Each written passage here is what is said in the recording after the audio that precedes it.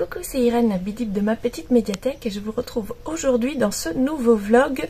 Nous sommes déjà le lundi 23 juin et la semaine dernière je n'ai pratiquement pas filmé parce que j'avais besoin d'une petite semaine de vacances de caméra. Voilà.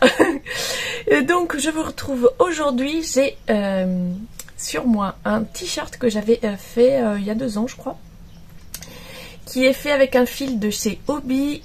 C'est donc un t-shirt, une création personnelle que j'ai appelé t-shirt Halloween parce que le fil tout simplement c'était une bobine de coton spéciale Halloween, et donc voilà, c'est une succession de mailles, de brides et de points filés avec un petit jeu de rang raccourci ici pour faire un léger arrondi sur le premier rang.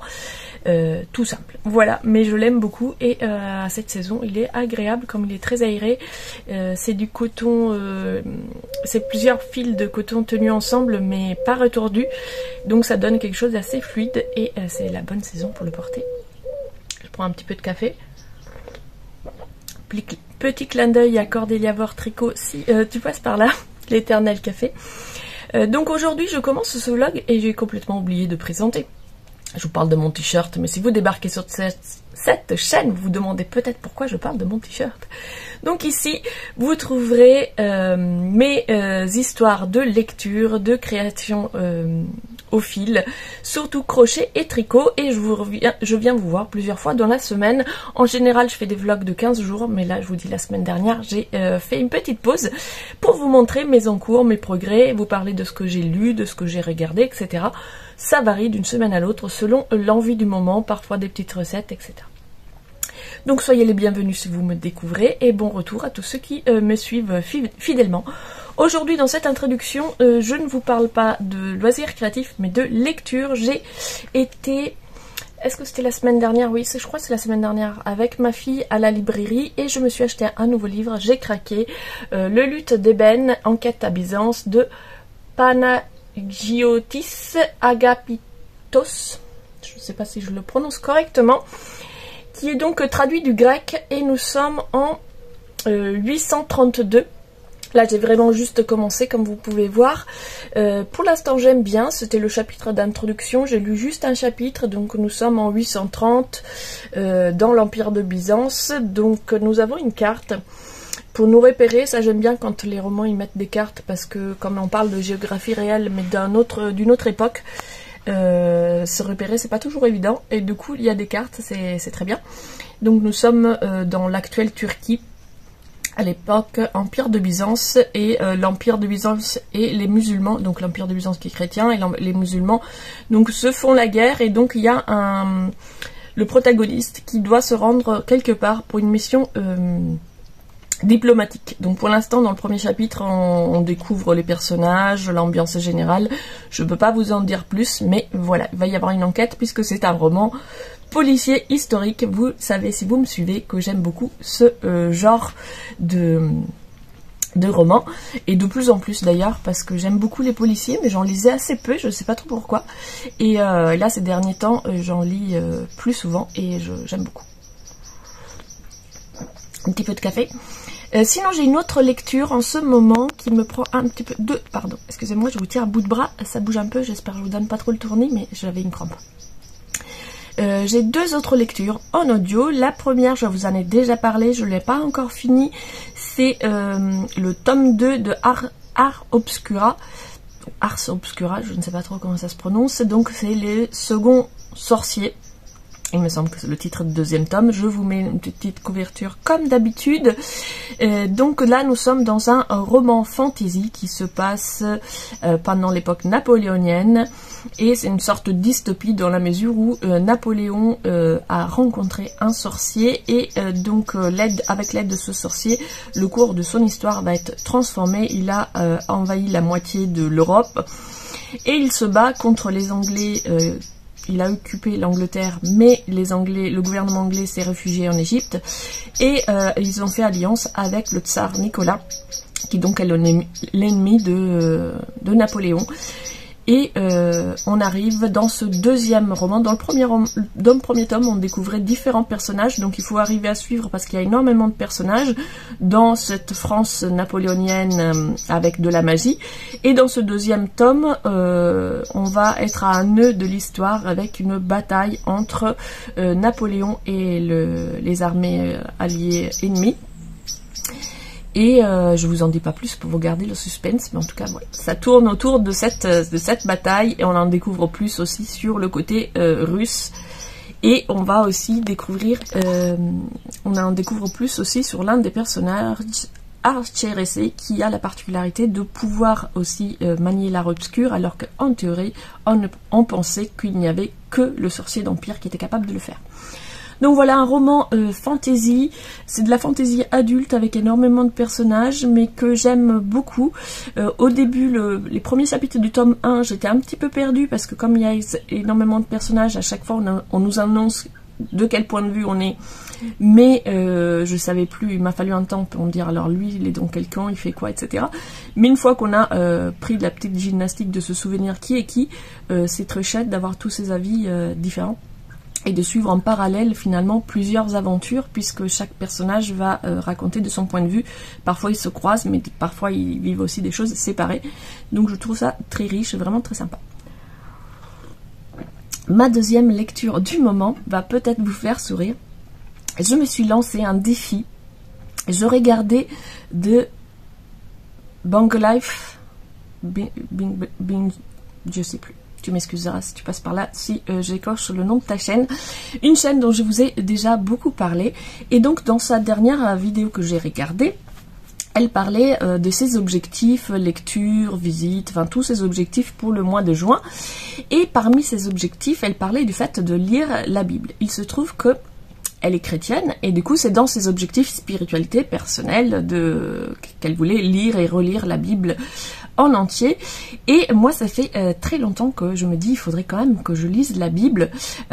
Personnellement j'ai été élevée dans une famille catholique, mais je ne le suis pas, et c'est pas du tout par rapport à ma spiritualité que j'avais envie de lire la Bible, mais plutôt pour une raison culturelle, dans la mesure où nous vivons dans une société de culture chrétienne, et dont notre culture en est très fortement imprégnée. On peut retrouver des références bibliques dans presque tout, les bandes dessinées, les films, les discours, même les dictons, les choses comme ça. Et du coup je me suis dit ce serait intéressant de lire la Bible pour revenir un petit peu aux sources de ce qu'il y a du coup intensément imprégné de notre culture. Sauf que c'est pas un bouquin hyper sympa à lire. J'avais déjà commencé et je m'étais perdue avec toutes leurs quand ça commence avec fils de truc, fils de machin, etc. Moi ça m'a perdu, ça faisait trop de prénoms et je trouvais ça difficile à lire, surtout que souvent c'est écrit très très petit, et de rester concentrée, j'y arrivais pas. Et donc The Bang Life, dans sa vidéo, dit qu'elle s'est lancée dans l'écoute audio de la Bible pour gagner justement pour que ça soit plus facile. Et là je me suis dit mais oui, c'est ça qu'il faut que je fasse. Donc j'ai cherché sur Audible une version lue de la Bible. J'en ai trouvé plusieurs. Finalement j'ai penché pour une où chaque livre est vendu séparément. Donc il y avait des versions où avec un crédit on pouvait avoir 72 heures d'écoute et la Bible, l'Ancien Testament en intégrale. Mais j'aimais pas trop la façon dont c'était lu. Dans les aperçus on peut écouter quelques minutes, et j'aimais pas trop la façon dont c'était lu, la diction, etc. Donc déjà je me suis dit pas forcément un bouquin facile à lire. Si en plus j'aime pas la façon dont c'est lu, ça va pas me plaire. Et finalement j'ai trouvé une version que j'aime beaucoup dans la façon dont c'est lu. Il y a des interludes musicaux, donc c'est plus facile de rester pris dedans. Et par contre là c'est un livre, un crédit. Donc là j'ai commencé la Genèse et j'aime pas. Mais je trouve ça intéressant, voilà, de faire une petite révision culturelle de toutes ces références bibliques. Pour l'instant, je vais dire, ça va pas m'inspirer spirituellement, la Genèse, hein, mais voilà, on y retrouve tout le mythe de Adam et Ève, Abraham, Noé, etc. C'est très succinct, donc je sais pas si on va retrouver après dans d'autres livres de la Bible les mêmes épisodes un peu plus expliqués, parce que je m'attendais qu'il y ait plus de détails, et là on passe assez vite sur chaque épisode, mais affaire à suivre, je vous dirai. En tout cas voilà, c'est mon défi 2025. J'essaye du coup de lire 10 minutes par jour. 10 minutes ça me suffit, hein, mais je me dis si je fais 10 minutes par jour, je devrais avancer assez bien dans l'année. Voilà pour mes lectures. Ça fait déjà 10 minutes que je parle et je dois aller travailler, donc je vais finir mon café et je vous reprendrai plus tard dans la semaine pour vous montrer mes encours.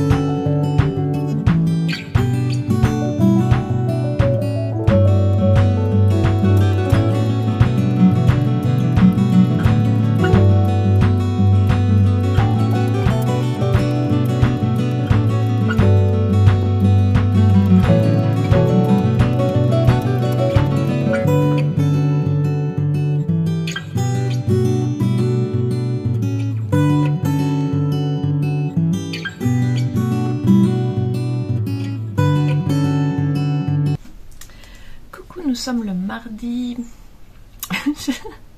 j'aurais pu me préparer, le mardi 24, j'ai regardé la date ce matin pourtant, ouais je crois que c'est ça, vendredi 24, et je vous retrouve donc dans ma petite cour avec mon petit café du matin avant de partir au travail. J'ai pris avec moi le chausson, je vous l'ai montré dans le dernier vlog, ce sont les Grandma... je sais plus, enfin c'est un modèle de chez Drops. Vous retrouvez les modèles dont je vous parle dans mes vidéos, je mets les noms en description. Et vous avez ici également le lien vers mon Ravelry. Et donc normalement, il m'arrive d'oublier, mais en général quand je commence un projet, je crée un projet sur Ravelry. Et je note quelle laine j'ai utilisé, quelles aiguilles, etc. Donc si vous avez des questions, n'hésitez pas à aller voir sur mon Ravelry. Et si bien sûr vous ne trouvez pas la réponse à vos questions, vous pouvez me laisser un commentaire. Mais en tout cas, si vous voulez retrouver les modèles et tout, vous pouvez voir sur Ravelry. Donc ces chaussons, c'est un modèle gratuit de chez Drops. Je vous les avais déjà montrés et je vous disais que dans celui-ci, j'avais fait... une erreur par rapport au premier. Normalement je devais avoir une maille envers ici et je l'avais pas, donc je me suis dit c'est pas grave, je continue comme ça, et finalement je trouvais que c'était pas terrible de pas l'avoir, donc j'ai finalement défait l'avant-dernière maille ici et j'ai refait cette fameuse maille à l'envers parce que je trouvais que ça donnait un petit peu plus d'élasticité. Par contre du coup, comme je l'ai pas bien placé, j'ai pas pu faire jusqu'au bout puisque là j'avais les augmentations. Et normalement les augmentations se faisaient après cette maille là. Mais quand j'ai relu les explications la deuxième fois pour faire le deuxième chausson, j'ai pas compris comme la première fois et je me suis retrouvée avec cette petite différence. C'est par rapport aux augmentations où je trouve c'est pas clair. Ils disent de faire des augmentations de maille avant, de maille après le marqueur. Sauf que la façon dont c'est expliqué, c'est pas clair parce qu'en fait ici on a des côtes et donc on a des marqueurs. Mais le marqueur indique cette part-là et pas la moitié de la chaussette. Et du coup, je ne savais pas si c'était de ce marqueur-là qu'on parlait, si c'était du marqueur, enfin du milieu de la chaussette, s'il fallait faire dans un sens ou dans l'autre. Donc j'ai fait deux fois différemment. Mais c'est pas très grave. Donc effectivement, entre les deux, je pense que l'autre est mieux. Ici, les augmentations sont pas terribles, mais c'est pas grave. Ici, vous voyez, je laissais du fil et il faut maintenant que je ferme mon chausson en faisant une petite couture. Du coup, j'ai préparé mon aiguille et je me suis dit que j'allais essayer de faire ça pendant que je vous parlais. Du coup, je ne sais pas si je vais réussir à me concentrer sur ce que j'ai envie de dire et sur la couture en même temps. Tout en regardant la caméra, ça va être difficile. Ça commence bien, déjà je vois rien ce que je fais parce que j'ai pas pris mes lunettes. Aujourd'hui, je voulais vous parler de ce livre, donc ça fait un petit moment que je l'ai terminé, c'est Miracle Morning de Hal Elrod. Offrez-vous un supplément de vie. Donc voilà, je vous remontre la couverture et je le pose pour pouvoir coudre. Je voulais donc vous parler de ce bouquin parce que je l'ai lu. Le Miracle Morning, j'en avais déjà entendu parler il y a quelques années, notamment par la chaîne Rose Poudrée, il me semble, qui préconisait un certain nombre de pratiques, notamment piochées dans ce bouquin, dans sa routine matinale, et à savoir, le Miracle Morning peut se résumer, parce que le bouquin il est assez épais, mais en 5 minutes, on peut résumer la méthode qui consiste à se lever tôt le matin et à faire 10 minutes de méditation, 10 minutes de lecture, 10 minutes de sport, 10 minutes d'écriture, 10 minutes de visualisation et 10 minutes de affirmation positive. Voilà, donc ça c'est la méthode du Miracle Morning. Dans ce bouquin, avant de présenter sa méthode, l'auteur nous raconte quand même son expérience, sa vie, comment il en est arrivé à mettre en place cette méthode. Et c'était assez intéressant de découvrir un peu son parcours, puisque c'était un jeune commercial qui réussissait très bien sa vie au moment où il a eu un très grave accident, et à l'hôpital on lui a dit qu'il remarcherait peut-être jamais, et au lieu de se laisser abattre et d'accepter ce diagnostic, au fait, il a fait tout ce qu'il pouvait pour pouvoir remarcher, et quelques années plus tard il a couru un ultramarathon, donc on peut dire qu'il a réussi son pari. Et donc dans tout son parcours, du coup il devient coach et il met petit à petit en place. Je suis en train de faire une couture super moche, je crois que c'est pas comme ça qu'il veut faire, mais c'est pas grave.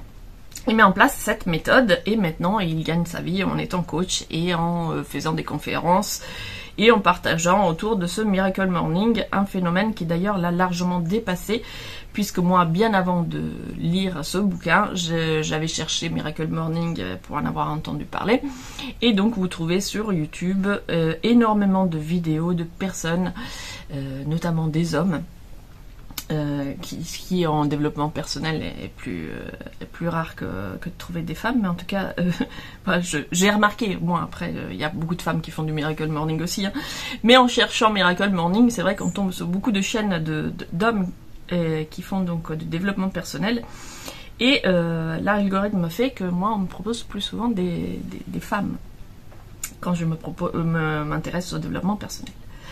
Et donc je trouve ça intéressant quand on est un homme, qu'on a envie de se lancer un peu dans le développement personnel, mais on se sent un peu seul ou au milieu d'un groupe très très féminin, de pouvoir avoir aussi des figures masculines que oui, on peut faire du développement personnel, écrire dans son journal et faire de la méditation tout en étant viril.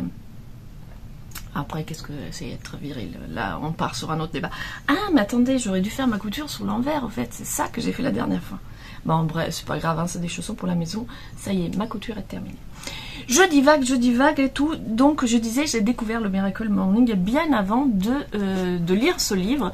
Et il y a quelques années, j'ai passé une période un peu difficile, notamment avec le travail, etc. Et du coup, c'est comme ça que j'avais d'ailleurs découvert la chaîne de Rose Poudrée, où elle faisait pas mal, à l'époque, de vidéos sur de développement personnel. J'avais lu son bouquin.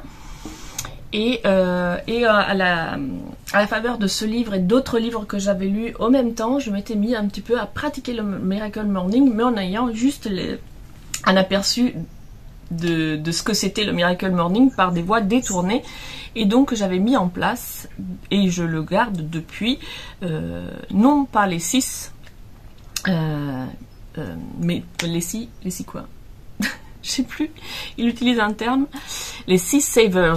Il appelle ça dans son bouquin, mais enfin, les 6 trucs à faire le matin, je faisais pas les 6, mais j'en faisais quand même 4, c'est-à-dire que tous les matins, moi je me réveille, je me prépare un premier petit café, Et j'écris dans mon journal. Alors j'ai un espèce de mélange, j'ai testé le Miracle Morning, genre écrire 10 minutes, et j'avais testé avant les Morning Pages, donc je ne sais plus l'autrice qui préconisait ça, et qui elle dit tous les matins il faut écrire au moins 3 pages, mais alors 3 pages à 4. Moi du coup je faisais 3 pages oui c'est ça, moi je faisais 3 pages à 6, mais du coup j'essayais pendant un temps de me tenir au nombre de pages. Après j'ai essayé de faire comme il préconise 10 minutes et de me tenir au nombre de minutes, et après j'ai décidé de faire un peu au feeling, et en tout cas tous les matins j'écris entre 10 et 15 minutes, parfois 20, ça dépend un peu du temps que j'ai, de comment je suis concentrée ou distraite, mais j'écris tel que des morning pages, c'est-à-dire que j'écris comme ça vient, sans me soucier du style, sans me soucier du contenu, sans, voilà, du coup des fois ça peut être hyper trivial, je peux faire un check-up de ma santé, je peux raconter mes rêves, je peux faire un plan de ce que je voudrais faire dans la journée, voilà, d'un jour à l'autre c'est vraiment très différent, j'écris ce qui me vient, comme ça vient, en enchaînant les phrases qui n'ont aucun rapport les unes avec les autres, vraiment c'est plus, voilà, je vide ma tête en écrivant sur le cahier pendant une dizaine de minutes. Puis je fais 10 minutes de sport, ça je vous en ai déjà parlé plein de fois aussi, je pratique notamment le yoga avec les vidéos de Yoga with Cassandra, qui est donc une Canadienne. Et ces vidéos sont en anglais, et moi je ne sais pas pourquoi je préfère faire du yoga en anglais, j'y arrive pas en français, c'est souvent des petites voix un peu doucereuses qui me mettent mal à l'aise, donc je préfère en anglais. Et ensuite je fais également 10 minutes de méditation. Pour ça, je vous en avais aussi parlé déjà plusieurs fois, et j'utilise une application, il en existe plein.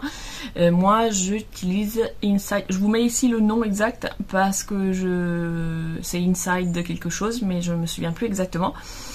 Et la plupart du temps, on peut programmer un timer, on se met la petite musique qu'on veut, avec les gongs qu'on veut, le temps, etc. Comme ça, moi, ça me permet, je fais une sorte de méditation, je mets entre des guillemets, puisque c'est entre le stretching et la méditation, c'est-à-dire qu'il faut que je fasse des étirements pour mon dos, et faire les étirements, faire le yoga, faire la méditation, ça commençait à faire beaucoup, et du coup, je me suis dit, ben, je vais m'étirer pendant que je fais ma méditation.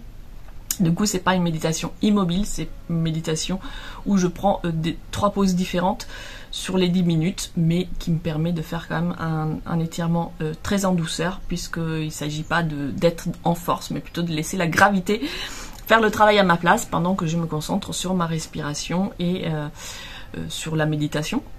Donc j'ai le timer, pour ça c'est génial, parce que ça me permet de programmer, de dire voilà, je vais faire 4 minutes, après je fais un gong, je change de position, 4 minutes j'ai un gong, et après je fais les 2 dernières minutes allongées sur le dos pour que mon corps il intègre le travail qu'il vient de faire. Et donc ces 10 minutes là, je les fais juste à suivre du yoga, comme ça. Avec le yoga je réveille mon corps, et après je le détends. Alors, en général, le yoga c'est très doux, mais parfois ça peut aussi tirer un peu. Du coup, ça me permet de faire l'étirement après. Moi, ça me convient bien comme ça. Et j'ai rajouté récemment 10 minutes de lecture, parce que au départ, je me disais, bah, les lectures, je vais faire le soir, sauf que le soir, moi, j'y arrive pas. J'ouvre un livre dans mon lit, je m'endors. Et il y avait des bouquins que j'avais envie de lire, donc j'ai choisi de faire comme il l'indique dans sa méthode, le matin. Et d'ailleurs j'ai commencé en lisant son bouquin à lui, et je me suis dit que ça me convenait très bien comme méthode, et du coup là je me mets pareil un timer. Des fois si je sais que j'ai pas trop le temps, si j'ai le temps, si c'est le week-end, je lis à peu près un quart d'heure, 20 minutes, sinon je me mets un timer, quand ça fait 10 minutes je m'arrête à la fin du paragraphe. Et de faire 10 minutes tous les jours, finalement ça laisse le temps de quand même bien avancer. Et aussi de ne pas trop lire, parce que quand on lit du développement personnel, si on va en lire pendant 1 heure ou 2, finalement, entre temps, il y a tellement d'idées qui sont exposées qu'on ne prend pas vraiment le temps de toutes les intégrer. Et le fait de faire que 10 minutes, ben, c'est-à-dire que sur 10 minutes, on lit 2-3 pages, et on a vraiment le temps de réfléchir sur les 2-3 pages qu'on a lues avant de lire les 3 suivantes le lendemain. Donc je trouve ça pas mal, et du coup quand j'ai fini ce bouquin là, j'ai enchaîné sur d'autres livres qui étaient sur ma table de chevet depuis longtemps, et que j'arrivais pas à avancer, parce que je vous dis, le soir j'essaye mais je m'endors. Peu importe l'heure hein, d'ailleurs, parce que des fois je me dis je vais me coucher tôt exprès pour dormir, mais si j'arrive pas à me concentrer le soir, c'est impossible. Un petit peu de café. Donc, revenons sur ce livre. La méthode, comme je vous dis, je la connaissais déjà, je l'avais déjà mise en application et je l'apprécie beaucoup. Moi, ça m'a fait beaucoup de bien, surtout que je l'ai commencé à une période où j'étais vraiment pas bien, où au travail c'était compliqué, émotionnellement c'était compliqué, etc. Et du coup, la santé, j'avais pris du poids, j'étais pas bien, j'avais des douleurs aux articulations, j'avais des douleurs au dos, voilà, c'était vraiment pas terrible. Et du coup, de prendre cette routine, de faire le sport tous les matins, même sur des petites doses, et puis de le faire dès que je me lève, parce que sinon je me disais je vais faire du sport ce soir, et en fait le soir j'arrive du travail, je suis là, non. Du coup, vraiment, de faire les choses le matin au réveil, d'écrire, ça m'a permis de me vider la tête, surtout à cette période où j'étais pas bien, voilà, j'écrivais, ça sortait de moi, et ça me permettait d'être plus légère. Et finalement, j'ai gardé l'habitude, même maintenant où ça va bien, c'est un moment où je me réveille en douceur avec mon petit café, je note des idées et ça me fait du bien. Et le sport, ben, du coup, c'est pareil, le sport le matin au réveil, juste après que j'ai fini mon écriture, ça me permet de ne pas avoir la flemme qui intervient et d'y aller et de le faire tous les jours. Ou presque, parce que du coup, dès qu'il y a des invités, qu'il y a du monde, etc., ça décale mon rythme, mais vraiment, je l'ai intégré dans ma routine. Et du coup, comme ça m'a fait beaucoup de bien, quand je suis tombée sur le bouquin à l'origine de cette méthode sur Vinted, je l'ai acheté d'occasion, je me suis dit, bah, ça sera l'occasion de lire la version originale et comment est-ce que l'auteur qui a mis cette méthode, qui a popularisé cette méthode, l'explique lui-même. Et ce livre, comment dire? Alors, j'ai trouvé ça intéressant. Mais alors, c'est rigolo parce que j'adhère complètement à la méthode, je n'adhère pas du tout à sa philosophie. Ce qui peut paraître un peu paradoxal, mais je vais vous expliquer plus en détail. Alors, déjà, le livre commence avec son expérience de vie et après, il donne des explications sur la méthode. Et voilà, comme je vous dis, c'est un livre, il fait je ne sais pas combien de pages, il pourrait se résumer en 5. Mais c'est le jeu, hein, il faut bien qu'il gagne sa croûte aussi.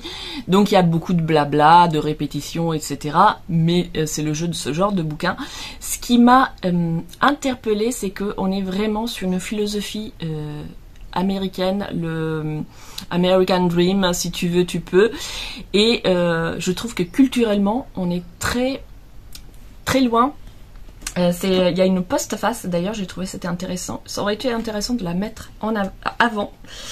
Et c'est un médecin, un psychiatre qui écrit la postface et qui dit à peu près la même chose. Je vous le lis parce que...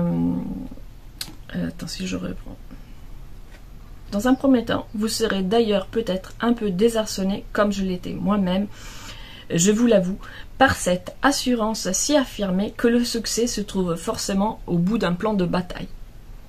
Et en fait, c'est vraiment, dans son discours, c'est tout le monde peut devenir riche, tout le monde peut réussir un ultramarathon, il suffit de le vouloir, il suffit de faire ce fameux plan de bataille, de faire le Miracle Morning pour qu'on devienne tous riches et tous savants et tous courir des marathons. Et ça, moi, cette philosophie, je n'y adhère pas parce que je trouve que ça supprime... Alors, quelque part, je trouve que c'est hyper motivant de se dire, si je veux, je peux. Ça te permet de te donner la motivation, de te donner les moyens de faire, plutôt que d'être fataliste et de dire, ah ben non, mais moi, j'ai des difficultés financières, donc j'ai pas le temps d'étudier, j'ai des problèmes aux genoux, je peux pas courir, etc. Et de se trouver des excuses. Donc, quelque part, c'est quand même intéressant comme philosophie. C'est pour ça que j'adhère à la méthode de me dire, bah oui, le matin, t'es pas obligé de traînasser parce que t'es pas du matin, tu peux te lever, faire du sport, faire ci, faire ça, etc. Et ça sera fructueux et ça va te faire du bien et ça va te permettre d'avoir du temps pour toi, d'avoir du temps pour faire des choses que t'aurais pas le temps si tu voulais absolument dormir jusqu'à la dernière minute, etc., etc. Par contre, ça enlève toutes les spécificités, c'est-à-dire que, bah, je suis désolée, on part pas tous avec les mêmes chances, on n'a pas tous le même niveau d'éducation, on n'a pas tous le même physique, on n'a pas tous... Et ça joue. Si on est né dans une famille qui avait les moyens, qui nous a amenés au musée, qui nous a permis de faire des études, etc., forcément, on va partir avec un bagage culturel plus grand que quelqu'un d'autre qui aura dû aller bosser très jeune parce qu'il n'y avait pas les moyens, s'il a réussi à faire des études, il a dû bosser en même temps. Donc si on bosse en même temps, forcément, on ne va pas travailler avec la même intensité que celui dont la seule préoccupation c'est faire ses devoirs. Alors c'est pas impossible, effectivement si on peut, si on veut, on peut, mais on part pas avec le même bagage, ça demande pas le même effort, et de dire que tout est que question de volonté, c'est effacer ces inégalités, et je trouve pas ça juste. C'est mon point de vue. Ceci dit, la volonté, je trouve ça hyper intéressant, et de se mettre des barrières parce que justement on est défavorisé dans un certain aspect, c'est hyper dommage parce que oui, peut-être qu'on est défavorisé, peut-être que ça va nous demander plus de travail qu'à quelqu'un d'autre, mais c'est pas impossible. Donc si c'est vraiment ça nous tient à cœur, go! Donc voilà, j'étais un peu nuancée sur son discours, et dans ce discours il est assez virulent parce que c'est pas juste si tu veux tu peux, c'est vraiment très, ça fait, il était commercial aux États-Unis, hein, donc l'auteur. Et ben voilà, c'est exactement ça, c'est 95% des gens sont des médiocres. Est-ce que vous voulez faire partie de ces 85% ou est-ce que vous voulez 95% même, ou est-ce que vous voulez être les 5% winners? Bah merci déjà, je sais pas. Puis moi j'ai pas spécialement envie d'être winner, j'ai juste envie d'être bien dans ma vie, j'ai pas envie de gagner je sais pas combien d'argent. Enfin voilà, c'était un peu une espèce de décalage culturel on va dire dans le discours de vous voulez être des winners, vous voulez être 10 sur 10 dans tous les domaines de votre vie. Bon non, il y a des domaines où moi je me contente très bien d'un 7, ça me va, c'est pas ce qui m'intéresse. Tant que je peux manger à ma faim, que j'ai pas de problème pour savoir si je peux payer mon électricité, moi ça me convient, j'ai pas besoin de plus. Je comprends parfaitement que d'autres aient besoin de plus, mais on n'est pas tous avec les mêmes besoins et il faut que t'aies 10 sur 10 dans tout. Bah non. Du coup voilà, c'était mon bémol par rapport à ce bouquin. Mais je reste persuadée que la méthode est intéressante et j'étais contente d'avoir lu la version originale. Il y a des fois où ça m'a vraiment fait sourire, il y a des fois où j'ai trouvé ça, voilà, les conseils sont intéressants. La philosophie derrière, j'y n'y adhère pas complètement, mais c'est pas parce qu'on va faire du Miracle Morning qu'on doit adhérer à sa philosophie de vie. Chacun peut l'adapter en fonction de ses besoins, de ses envies, et d'ailleurs il dit lui-même que sa méthode c'est se lever à 5h30 du matin, etc., etc. Il dit que si vous pensez ne pas être du matin, vous vous trompez et qu'il faut essayer. Mais par contre, il dit aussi que c'est possible d'adapter. Et si la Miracle Morning, vous voulez la faire le soir, parce que pour vous, c'est plus facile de le faire le soir, go!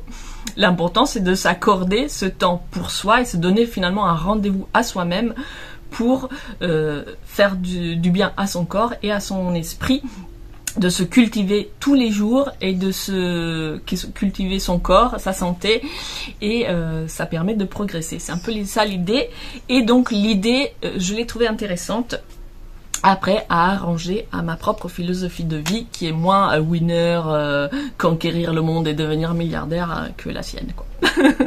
Ça fait déjà très longtemps que je parle, donc je vous laisse ici et je vous retrouve plus tard pour vous montrer, j'espère, mon bambouseret avec les côtes finies.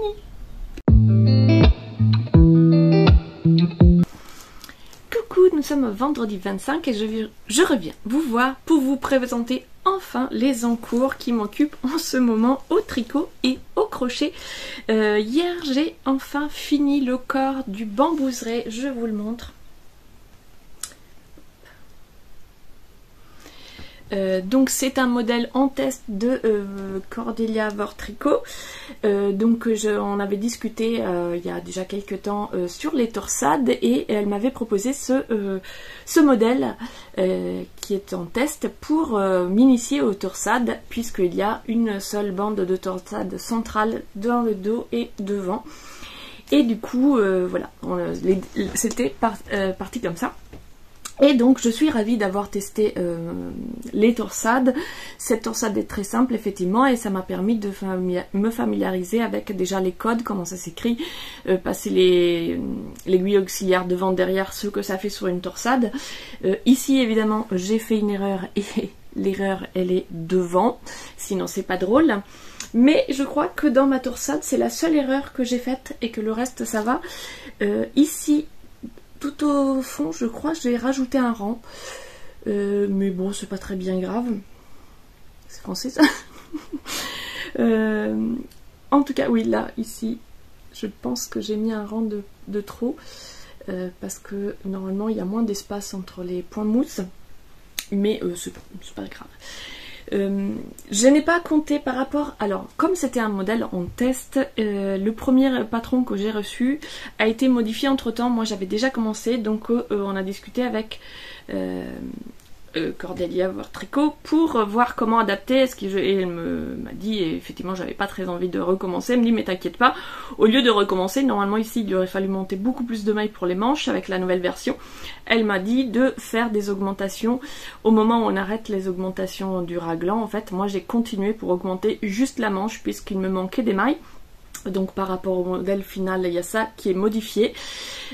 Après, je ne sais pas si c'est moi qui ai mal lu ou si c'est pareil, c'était quelque chose qui a été changé entre la nouvelle version du patron et l'ancienne. Et en fait, moi j'ai regardé sur l'ancienne et du coup ici j'ai monté un certain nombre de mailles.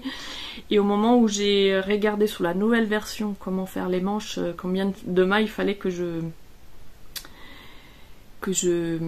récupère sous la manchure, eh ben ça ne correspondait pas du tout. Donc c'est pas grave.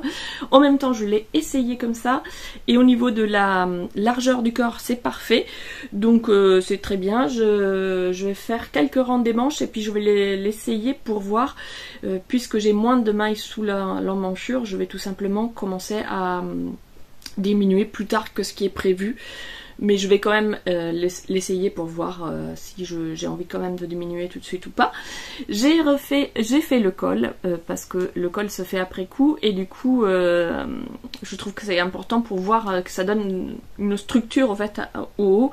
Donc je l'ai fait même si je n'ai pas fini le pull pour pouvoir le porter et voir comment ça tombe. Et c'est un col en maille en côte torse 1-1. J'ai voulu faire un rabattage élastique, je sais pas trop ce que j'ai fait. Alors c'est élastique mais par contre ça fait un peu chou-fleur, c'est pas bien grave. Et le bas du corps c'est aussi des côtes torse. Là aussi j'ai fait une toute petite modification parce que sur le patron il est indiqué, il me semble de mémoire 14 rangs, et sauf que moi je trouvais que là c'était déjà assez long, donc j'en avais que 12 et je me suis dit que ça me suffisait par rapport, parce que déjà j'ai fait un corps très long. Elle dit le nombre de rangs ou de centimètres à faire, je n'ai pas vérifié, je l'ai vérifié sur mon corps par rapport à la longueur que j'avais envie d'avoir. Et du coup je trouvais que les côtes là c'était déjà suffisant comme ça. J'ai pas vérifié mon échantillon. J'avais fait un échantillon mais à plat, donc il faudrait que je vois si en circulaire l'échantillon au niveau des nombres de rangs il est bon ou pas. J'ai pas du tout vérifié. Le fil, je vous avais dit dans les vlogs précédents, c'est je vais y arriver, vous voyez rien, Butterfly de chez Hobby. C'est un fil 100% acrylique, 200 grammes pour 500 mètres. Alors, que dire de ce fil? J'aime beaucoup les deux premières couleurs. Ensuite, là, je comprends pas la transition entre ces deux couleurs-là. La transition, enfin en fait c'est cette couleur-là, je trouve qu'elle n'a rien à faire là, parce que cette transition est moche et cette transition est moche. En plus, j'ai un problème de teinture sur ma pelote, il y a un rang blanc, un rang qui n'a pas été teint. Et au début je me suis dit, oh ben c'est pas bien grave, en fait ça se voit quand même beaucoup. Et en plus ça arrive au niveau de la poitrine, donc bon, c'est pas terrible. Après j'aurais pu couper le fil et tout, mais en fait je m'en suis rendu compte que j'avais déjà commencé à tricoter, j'ai eu la flemme de détricoter, et puis je me suis dit que ça allait se fondre avec la couleur suivante, mais en fait pas du tout. Ça se voit assez bien. Le point, vous pouvez voir, il n'est pas très régulier, mais ça c'est peut-être ma tension à moi hein, qui n'est pas régulière, donc il faudra que je regarde une fois qu'il est lavé, bloqué, à bloquer façon de parler, parce que c'est 100% acrylique, donc ça va pas vraiment se bloquer, mais peut-être qu'il va se lisser quand même au lavage. Sinon, à tricoter, le fil est agréable en tenue en main, il est doux, léger, fluide. Voilà, ce que j'aimais bien, c'était aussi ce drapé, justement, parce que je voulais faire un pull d'intersaison. Donc le drapé j'aime beaucoup, le toucher du fil est très agréable. Par contre vous voyez la forme des pelotes, et en fait vous voyez le fil se tient pas vraiment, et j'en avais acheté déjà du gris et j'ai eu le même problème avec la précédente fois. En fait les pelotes ne se tiennent pas, qu'on la prenne de l'extérieur ou de l'intérieur, au bout d'un moment elles s'écroulent sur elles-mêmes, tout s'en mêle. Et hier j'ai passé plus d'1 heure à rebobiner tout en pelote parce que j'avais des nœuds partout et c'était juste pas possible de tricoter. Donc si vous me suivez sur Instagram, vous avez peut-être vu, j'ai mis une petite story avec le nœud avant et la pelote après. C'était assez impressionnant, ouais, ça m'a pris bien 1h30 je pense de défaire tout le nœud. Donc voilà, le choix de la forme de la pelote, vous voyez celle-ci, je l'ai trimballée dans mon sac mais je m'en suis pas du tout servi et déjà elle ressemble plus à rien quoi. Donc je pense que celle-ci, je vais carrément la bobiner avec mon bobinoir pour avoir un cake avant de la commencer, comme ça ça sera plus facile. Pour les manches, le problème de ces pelotes qui changent de couleur toutes seules, c'est que du coup, si je prends la suite du fil, je n'aurai pas la bonne couleur. Donc ce que je vais faire, c'est il me reste une pelote. Donc ce que je vais faire, c'est je vais prendre l'intérieur, enlever les 2 premières couleurs pour arriver à celle-ci qui est celle de la manche. Et comme ça, je pourrais faire 2 manches pareilles. J'ai donc décidé de prendre, parce que j'avais le choix, oui, j'avais le choix, mais enfin, j'ai du coup décidé de prendre à partir de cette couleur-là et de remonter vers celle-ci. Donc, je ne sais pas sur mes manches combien de rangs j'aurai du coup avec ce kaki. Et est-ce que j'arriverai jusqu'au bleu pétrole? Ce n'est pas sûr, mais on verra bien ce que ça donne. Donc ce fil, mon avis est mitigé. Voilà, et je le trouve agréable à tricoter, mais sur la qualité de la teinture, la tenue de la pelote, je suis pas satisfaite. Et maintenant à voir sur le vieillissement, j'avais fait le 13 KO, je l'ai fait avec la même qualité de fil.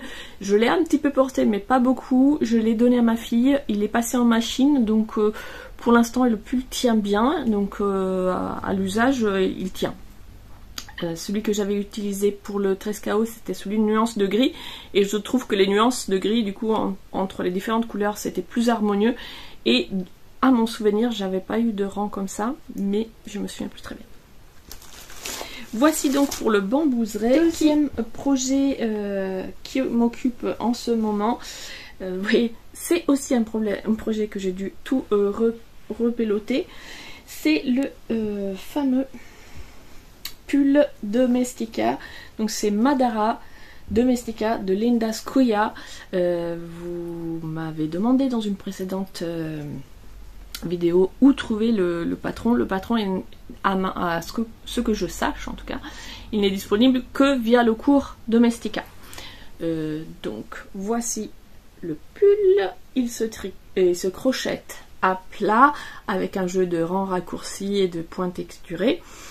Et j'avais déjà fini le devant derrière. D'ailleurs je peux enlever mon marqueur puisque je vous l'ai déjà montré. Je l'avais déjà fini ça. J'avais fait la première manche et donc j'en suis à la deuxième manche. Je n'ai pas vraiment avancé ces derniers jours parce que je voulais absolument terminer le corps du bambouseret pour pouvoir l'essayer. Donc je me suis concentrée sur presque mon cours sur le bambouseret. Mais celui-ci va maintenant reprendre son cours puisqu'il me manque juste une manche. C'est sur celui-là maintenant que je vais me concentrer pour pouvoir le terminer. Une fois j'aurai toutes les pièces, il va falloir que je le bloque avant de passer à l'assemblage. Là encore c'est du fil, ça aussi vous m'aviez demandé. Je vous montre, c'est un film que j'avais trouvé il y a des années chez Noz, hein, donc je ne sais pas où est-ce qu'il peut se trouver encore. C'est le Specials Variety de Made by Me, 100% acrylique, donc c'est un fil non retordu et il fait 100% acrylique, 100 grammes pour 240 mètres. C'est un fil qui ressemble beaucoup, celui-ci je ne sais pas où est-ce qu'on peut le trouver de nos jours, mais par contre j'ai testé chez Hobby le Carnival je crois, et on est exactement sur le même type de fil acrylique, mèche, avec tout plein de variations de couleurs. S'il est comme ça en pelote, c'est parce que j'avais fait un premier film, c'est le matin, un premier pull avec ce fil et ça a été un échec total, donc j'ai tout défait pour pouvoir faire celui-ci, et donc il va encore m'en rester, je pense, faire des petites écharpes parce qu'il me reste une pelote de bleu. Faut que je vérifie dans mon stock parce que je sais qu'il me reste quelques pelotes de vert. J'avais fait un pull et a priori j'avais mis tout le bleu dans ce sac, donc il m'en resterait qu'une. À voir combien il me reste. Est-ce que je fais des écharpes pour offrir ou est-ce que je repars sur un gilet ou un pull, quelque chose comme ça. Voilà pour ce projet. Le dernier projet que j'avais envie de vous montrer, c'est mon rideau à fleurs. Je vous en ai parlé lors du dernier vlog où je vous disais que pour faire le rideau initialement pensé qui devait être dans ce sens-là, pour faire une sorte de haut-banc, je n'avais finalement pas assez de fil, puisque j'ai deux autres fils, que c'est que du fil de récup, mais la teinte n'est pas la même et je trouve que ça va pas bien ensemble. Donc quand je vous l'ai montré, je vous ai dit je vais le défaire, et du coup je l'ai défait, toute la partie dont le fil était différente, et je suis allée mesurer sur ma fenêtre. Si je le mets dans ce sens-là, cela fait la bonne taille pour faire des rideaux à mettre directement sur les vitres, chaque battant son petit rideau. J'hésitais à tout défaire et recommencer parce que je vous disais dans le précédent vlog, je vais le mettre comme ça pour que vous puissiez voir ma bouche. Il a été pensé pour être dans ce sens-là, parce qu'ici j'ai fait une petite lisière pour que ça se tienne un peu mieux. Et donc je me disais, bon, dans ce sens-là c'est la bonne taille, mais est-ce que c'est pas dommage, je vais pas avoir ma petite lisière. Alors je pourrais faire peut-être un rang de mailles serrées, mais en vrai ça change pas grand-chose. Donc j'ai décidé, flemme oblige, de ne pas tout défaire pour tout recommencer, mais de le mettre dans l'autre sens et d'en commencer un deuxième, du coup avec ce fil qui, vous pouvez voir, en fait à la caméra ça se voit pas trop, on voit que c'est pas la même couleur, mais en fait à l'œil nu c'est vraiment choquant, alors que là devant la caméra ça se voit pas trop. Donc là j'en ai recommencé un, toujours le même modèle. J'ai pris la mesure de ma fenêtre, j'ai pris des mesures comme ça, et donc évidemment je me suis trompée, donc j'ai commencé, et puis après quelques centimètres je me suis rendu compte que j'avais fait beaucoup trop large, donc j'ai recommencé. C'est le problème quand on mesure avec une chaînette, on a l'impression que c'est la bonne mesure, et puis après finalement une fois qu'on fait les points c'est pas toujours ça. Puis il faut mettre voilà, j'ai pas fait d'échantillons de machin etc, de calculs compliqués, j'ai regardé comme ça. Donc là normalement c'est la bonne taille. Et donc c'est un rideau tout simple, je vous remontre avec celui-ci, on voit mieux. C'est un rideau tout simple, fait de brides et de mailles en l'air, donc avec un point mèche sur lequel on vient dessiner des petites fleurs en faisant tout simplement des brides pour remplir les espaces. S'il vous plaît, si vous avez envie de le faire ou de voir comment il est fait, j'ai fait une petite recette que j'ai mis à disposition gratuitement sur la page Ko-fi. Le lien est en barre d'infos, donc vous allez sur Ko-fi et vous aurez la petite recette pour ce rideau. J'ai fait les explications écrites et un diagramme. Voilà. Ici, moi, je suis partie sur quelque chose de très anarchique. Les fleurs, je les place vraiment au pif au fur et à mesure. Dans mon diagramme, elles sont bien dessinées de façon régulière parce que c'était plus facile pour faire le diagramme. Mais après, voilà, chacun fait selon aussi son envie, si on a envie d'avoir quelque chose de très régulier ou au contraire un peu chaotique. Voilà donc pour ce petit rideau qui devrait avancer. Là, il fait encore très chaud, donc c'est le genre de projet que quand il fait chaud, c'est plutôt pas mal parce que c'est du coton, c'est fin, ça tient pas. Sur ce, je vous laisse pour ce vlog et j'en profite pour filmer ma vidéo inspiration qui devait sortir normalement lundi dernier, mais comme je vous ai dit en introduction de ce vlog, la semaine dernière j'avais vraiment besoin de faire un break de caméra, de filmer, etc. Et donc voilà, il n'y a pas eu de vidéo inspiration, mais tout est prêt, donc je vais la filmer et vous l'aurez bientôt. Coucou, nous sommes samedi, là il fait très très chaud, d'où ma petite tenue très légère, donc j'ai prévu des petites choses et je voulais vous montrer parce que dans les projets, je vous ai dit je voulais faire un max de mes stocks de laine, mais aussi terminer tous les encours pour réduire le nombre d'encours puisque j'ai tendance à commencer plein de choses et après le reste on attend parfois très longtemps. Et donc dans cette démarche j'ai aussi des projet à défaire. Ici c'était un châle que j'avais commencé l'année dernière et en fait je me suis trompée dans les explications du patron. C'était en anglais et puis j'avais pas l'habitude encore des châles et du coup il fallait faire une augmentation centrale et moi j'ai fait les augmentations sur les côtés. Donc ça c'est à défaire et j'ai un deuxième projet que j'ai commencé à défaire hier soir. Et il me reste encore un tout petit bout, c'était un petit chausson que j'avais improvisé en décembre dernier avec une laine rouge pour faire un petit projet Noël. Mais j'en étais restée à juste la pointe du premier pied, donc j'ai décidé de le défaire, d'autant plus que il était très très grand. Et en fouillant dans mes sacs, excusez-moi pour ce cadrage très approximatif, je vous tiens à bout de bras. Dans le genre de sac petit projet, j'ai aussi un autre projet que je vous ai pas montré depuis très longtemps. C'est encore des chaussons que j'ai fait au crochet, que j'avais fait un peu à ma sauce. Ils ont une forme un peu bizarre parce que c'est vraiment du super sur mesure. Voilà, c'est-à-dire que centimètre après centimètre, je mettais mon pied pour savoir combien de diminution je devais faire. Et le deuxième, j'en suis là, ça fait au moins...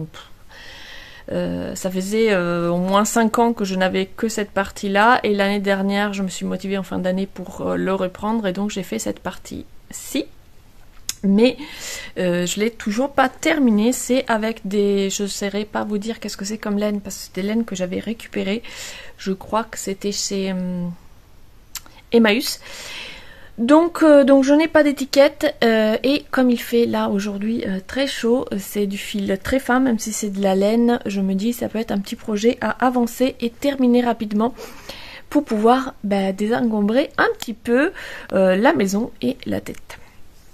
Je viens de faire le point sur mon cahier, je vous avais montré, hop, je le prends. Sur mon cahier, je vous avais montré, j'avais fait une liste de tous mes encours en janvier, j'avais fait le point, tous mes sacs à projet, sauf que j'en avais planqué des sacs à projet. Donc là, je regarde et les 2 projets que je vais défaire, ils y étaient même pas. Et les chaussons Tabi, par contre, ils y sont, donc je vais pouvoir cocher. Et donc voilà, je vous montrerai où j'en suis avec mon chausson Tabi si j'avance cet après-midi.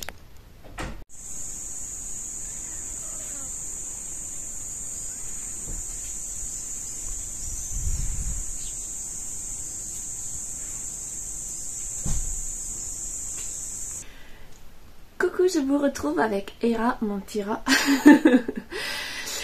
Non, on ne griffe pas. Je l'ai prise avec moi parce que sinon je me suis dit elle va sauter sur la caméra comme d'habitude. Donc je viens vous voir, nous sommes mercredi, je sais plus, 2 juillet déjà. Et ces derniers jours je ne suis pas du tout venue faire de mise à jour parce qu'il faisait terriblement chaud et que j'avais vraiment pas envie de me mettre devant la caméra. Aujourd'hui la température est descendue d'un cran et le ciel est tout gris, ça fait bizarre mais ça fait du bien après ce soleil écrasant des derniers jours. Non, tu vas pas sauter sur la caméra, voilà, reste ici. Et donc je viens vous faire un petit bilan. Je voulais d'abord vous parler de cette lecture, donc je vous en avais parlé, j'avais lu juste le premier chapitre, donc là j'ai bien avancé à mon rythme, hein, je ne le lis pas très rapidement. En tout cas là le crime ça y est, il est advenu. J'avoue que pendant la description du crime ou la description du corps j'étais pas très à l'aise, mais heureusement c'est assez rapide et c'est surtout toute l'ambiance. Alors il y a énormément de vocabulaire comme je vous ai dit spécifique à la période historique et j'ai encore besoin très régulièrement d'aller voir le lexique. Heureusement il y a un lexique et puis des fois je n'y vais pas parce que je comprends. Je sais pas exactement quel rôle sont tous les spatères, les potospatères, etc. C'est des termes que j'avais jamais entendus avant. Mais on comprend assez rapidement qu'il y en a un qui est au-dessus dans la hiérarchie. Donc après, savoir exactement ce que ça veut dire, je m'en fiche un peu. L'important c'est de comprendre l'ambiance générale. Donc là, les personnages se précisent et je suis vraiment bien dedans. C'est à part ce côté vocabulaire où des fois on comprend pas vraiment quel est le rôle de chaque personnage, mais sinon l'ambiance générale est vraiment chouette et j'aime bien la plume, ça se lit assez facilement et je passe toujours un bon moment quand je suis plongée dedans. Voilà, c'est pas le genre de bouquin où j'attends qu'on arrive parce que j'en ai marre de lire. Là c'est vraiment, quand je suis dedans, je suis bien. Coucou, nous sommes le vendredi 4 juillet et je viens très vite vous voir juste pour vous montrer le projet que j'avais oublié de prendre avec moi la dernière fois j'ai filmé et que je viens de reprendre. C'est donc une création que j'avais commencé à faire l'année dernière et que je réalise avec les fils Cupidon de Lydia Crochet Tricot qui sont donc un fil de 100% coton, 100 grammes pour 240 mètres environ. Et donc j'ai 3 couleurs. Je vous montre mon combo. Ces 3 couleurs là, c'était un fil que j'avais acheté il y a très longtemps mais je me souvenais plus pour quel projet et finalement c'était resté dans mon stock. Et l'année dernière quand j'ai eu envie de designer ce t-shirt, je me suis dit que j'allais utiliser ce fil, je mets bien le combo des 3. Et donc c'est pour vous donner les codes de couleurs. Donc celui-ci, couleur un peu brique, c'est le numéro 48. Celui-ci un peu couleur taupe, c'est le numéro 305. Et ce rose pâle, c'est le 54. Voici pour les couleurs. Je vous avais déjà montré l'année dernière, je vous montre, j'ai le petit échantillon avec moi. Ça c'était l'échantillon de départ et c'était un modèle dont l'inspiration me venait par rapport au pull que j'avais testé pour Christy Crochet. Et ça m'avait inspiré pour créer ce t-shirt et le voici. Vous voyez le petit marqueur, je vous montre de plus près. Petit panda, c'était là où j'en étais la dernière fois, je vous l'avais montré donc l'année dernière puisque je ne l'ai pas du tout touché de l'hiver. Et donc ici j'avais juste fini le yoke, donc là j'ai raccordé en rond. J'ai fait pour le coup pas de rang raccourci ni rien, c'est un raglan symétrique, le devant et le derrière sont identiques. J'ai fait une première chaînette d'une couleur et ensuite j'ai enchaîné directement le premier rang avec une couleur différente. Je trouvais ça joli, la petite lisière un peu différente, et j'ai alterné donc deux rangs de brides, un rang de demi-bride, un rang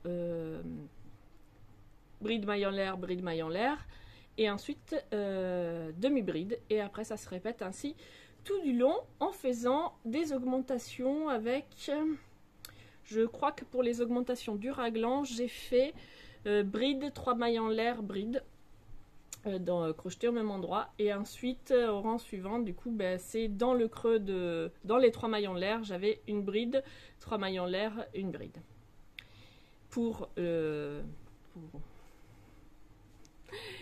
celui-là. Mais après pour les autres, pour les brides, qu'est-ce que j'ai fait? Non, dans les 3 mailles en l'air, voilà, c'est ça. Dans les 3 mailles en l'air, qu'est-ce que j'ai fait? Oui, dans les 3 mailles en l'air, j'ai fait 2 brides, 3 mailles en l'air, 2 brides. Ce qui donne un raglan carré. Donc ça fait vraiment, là je l'ai réuni en deux, donc je ne peux pas trop vous montrer, mais ça fait vraiment un carré. Ça s'agrandit en forme de rectangle et pas en biais. Donc le raglan se termine assez haut puisqu'il part en rectangle, et là donc j'ai rajouté, il me semble, une dizaine de mailles sous l'emmanchure. Je vous le passe pour vous montrer ce que ça donne. Voilà. Donc là j'ai rajouté ici le rang de... Voilà, c'est avec ce rang-là que j'ai de demi-bride que j'ai raccordé en rond. Et donc ici, j'ai rajouté le petit rang de demi-bride aussi sur la manche. Et j'hésite à soit vraiment faire une petite manche en rajoutant encore des rangs, soit le laisser comme ça. Donc n'hésitez pas à me donner votre avis. Comme ça, enfin, du coup là j'ai un t-shirt en dessous, mais voilà, si je fais semblant que j'ai pas de t-shirt en dessous, ça donnerait quelque chose de ce genre. C'est pas mal. Donc dites-moi ce que vous en pensez. Est-ce que je rajoute des rangs ou est-ce que je le laisse comme ça? Je le réenlève. Donc c'est un schéma assez simple, répétitif, que une fois qu'on a la petite recette en tête, on peut faire sans réfléchir. Et j'aime bien le rendu, je trouve ça très joli au niveau des couleurs, et voilà, ce petit rang avec les trous, ça donne une petite aération sympa. Je n'ai pas pour l'instant écrit le patron. Voilà, je l'ai imaginé l'année dernière. J'ai dû prendre des notes quelque part, il faut que je regarde dans mon cahier. J'ai sans doute des notes quelque part, mais pour l'instant il n'y a pas du tout de patron écrit, donc il faut que je me penche un peu dessus pour essayer de faire au moins un petit graphique, un diagramme, voilà. Je dis toujours graphique, mais en fait c'est un diagramme, de faire le diagramme pour le raglan et pour l'enchaînement, et puis après c'est à faire sur mesure, hein. Chacun fait... ça sera, si j'écris le patron, ça ne sera pas un patron avec détails et tout, ça sera un patron avec la recette, et après c'est la chaînette de départ qui donne la taille du t-shirt, et chacun l'adaptera au fil qu'il a envie de faire et à ses propres mensurations. Ce que j'aime bien moi avec ce genre de modèle qu'on commence par le haut, c'est qu'en fait on fait le raglan et selon sa largeur de buste, ben, on fait un raglan plus ou moins long, on s'arrête quand on l'essaye et que ça tombe bien. Moi en tout cas c'est comme ça que je fais pour la plupart des modèles que je me crée comme ça sans patron. Voilà pour le petit t-shirt que je suis ravie de reprendre. Alors petite pensée pour ma fille aînée qui attendait l'année dernière un pantalon et dont je n'ai pour l'instant que 3 cm de fait et qui du coup espérait que j'allais reprendre dans tous ces vieux projets que je ressors des oubliettes son pantalon. J'ai décidé de faire d'abord le t-shirt pour moi, mais promis, quand j'ai fini ce t-shirt, je ressors le pantalon. Voilà, sur ce, moi je vais mettre un petit documentaire. J'ai une série sur Arte qui s'appelle Enquête archéologique que j'aime beaucoup. C'est des petits épisodes de 20-30 minutes. Et à chaque épisode, on découvre un nouveau site archéologique. Donc on voyage partout dans le monde et c'est très intéressant. Si, comme moi, vous aimez l'histoire, ce sont des épisodes vraiment rapides. Du coup, ça prend pas trop de temps et on apprend plein de choses. Donc j'aime bien de temps en temps en regarder quelques-uns en crochetant. Donc sur ce, je vous retrouve plus tard pour vous montrer, je me suis lancée dans la broderie, mais ça je vous le montre la prochaine fois. En tout cas, je passe un très bon moment avec ce roman historique, donc le Luth d'ébène. Je vous l'approche parce que je ne serai pas capable de lire le nom de l'auteur sans l'écorcher. Voici pour le petit point lecture. Sinon j'ai toujours les 2 lectures audio dont je vous ai déjà parlé. J'ai bien avancé dans la genèse. Finalement j'avais peur de ne pas réussir à me motiver. Effectivement je m'étais dit je vais faire 10 minutes tous les jours. Et il y a des jours où j'avais vraiment pas envie. Mais du coup les jours suivants je faisais mes 20 minutes. Donc j'avance bien. En tout cas j'avance au rythme auquel je voulais. Est-ce que je prends un plaisir immense à lire ce bouquin ? Non. Est-ce que j'aime les personnages de ce bouquin? Non. Mais c'est intéressant, en tout cas d'un point de vue culturel, de le lire. Donc voilà. Et sinon, Ars Obscura, je vous en reparlerai très bientôt, plus en détail, puisque je l'ai bientôt terminé. Donc j'ai rien de nouveau par rapport à la dernière fois à vous dire. Je vais faire un point crochet. J'allais dire tricot et crochet, mais non, je crois que je n'ai que du crochet à vous montrer parce que j'ai été très productive et j'ai réussi à terminer les projets. D'ailleurs, j'ai réussi à terminer le pull malgré la grande chaleur parce que je crois la dernière fois je vous ai vu, je sais plus où j'en étais, mais franchement j'avais pas envie, il faisait trop chaud, mais devant un ventilateur le soir, j'ai réussi à terminer le... donc c'est Madara Domestica Sweater de Linda Scuia. Je vous le montre. J'avais fait des erreurs comme je vous ai déjà raconté. Donc le dos n'est pas identique parce que je me suis trompée ici au milieu dans la section. Donc les rangs que je n'ai pas fait par rapport au devant, je les ai rajoutés en haut. Mais franchement c'est pas choquant hein, parce qu'on ne regarde pas les deux côtés en même temps. Pour les manches, j'ai suivi les indications et je vous disais j'avais peur que les manches soient un peu serrées. Et effectivement, elles sont bien fitées. Quand on voit le modèle, si j'y pense, j'essaierai de vous mettre une photo. Quand on voit le modèle tel que la designeuse l'a pensé, les manches sont fitées. Donc effectivement, je l'ai fait. Elles ne sont pas trop serrées par rapport à ce que ça doit être dans le modèle. Elles sont serrées parce que le modèle prévoit des manches serrées. Donc je pense qu'elles sont trop serrées par rapport à ce que moi j'aime porter. Dans la mesure où déjà quand je mets un pull comme ça, en général... je ne le porte pas à même la peau, je le porte par-dessus une chemise ou un t-shirt à manches longues. Et donc là, clairement, dans les manches, j'ai pas la place de mettre autre chose que mon bras. Donc ça veut dire qu'il faudra que je le mette avec un t-shirt, voire même avec un débardeur, parce que ici déjà c'est serré. Donc le t-shirt, je risque de pas être très agréable. Et donc un pull chaud comme ça avec un débardeur, je suis pas sûre. Mais pourquoi pas à l'intersaison en automne. Alors je pourrais faire le choix de démonter les manches et de les refaire plus larges.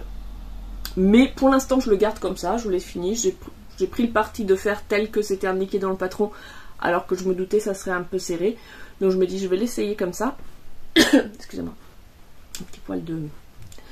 je vais l'essayer comme ça. De toute façon je le porterai pas avant cet automne je pense, parce que c'est un fil acrylique mais bien épais. Je l'ai fait donc avec des crochets. On utilise 3 tailles de crochets. Il me semble que moi je l'ai fait avec 4,5, 4 et 5, mais je suis plus très sûre. D'ailleurs je crois qu'à un moment donné je me suis je vous disais là que quand j'ai repris le projet, je crois que je me suis trompée parce qu'il fallait 3 crochets différents, et je crois qu'au moment de reprendre le projet je me suis trompée, et ce qui expliquerait que j'avais une petite différence de taille entre le devant et le derrière, mais c'était assez subtil et au moment de faire la couture ça m'a pas spécialement gênée. Donc comme vous l'avez vu dans les épisodes précédents, ce pull se fait à plat et après il faut tout coudre. C'est pas forcément ma tasse de thé, mais la couture a été assez rapide, je l'ai faite directement au crochet.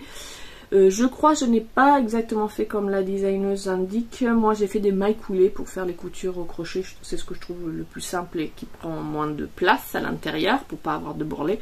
Voilà, vous voyez mes coutures, elles sont... Et de l'extérieur, c'est propre.